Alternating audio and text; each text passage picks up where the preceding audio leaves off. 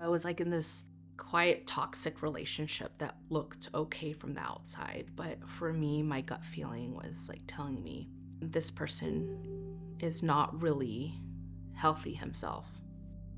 There were like flags, yellow flags, red flags, eventually with time before getting married. And that was not learned until it was too late when I was planning my exit out.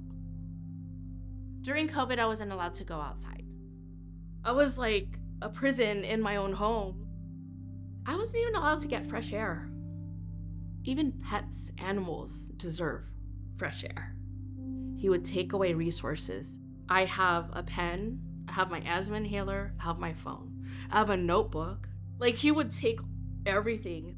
He must have broken my phone at least once a month, like 4 times, and then disconnected an actual line.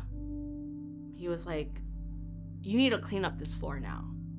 The broom and the dustpan is like right there. I'm not allowed to go use it. He wanted me to clean the floor with my bare hands while he was like watching me.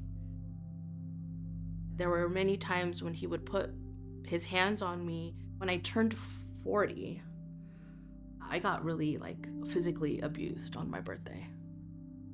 My daughter never saw it. I think she heard it and she would check out. She would start humming to herself. She would color on the kitchen table.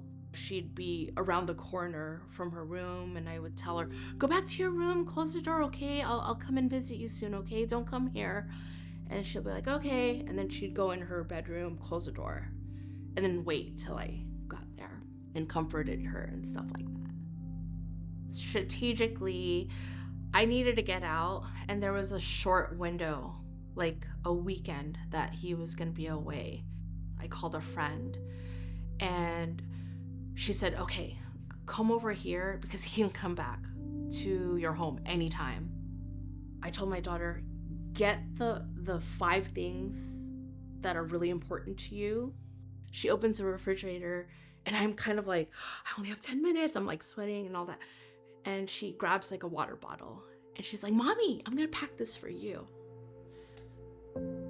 And she's like really like helpful that way. That was really nice. She was thinking about me because we need water.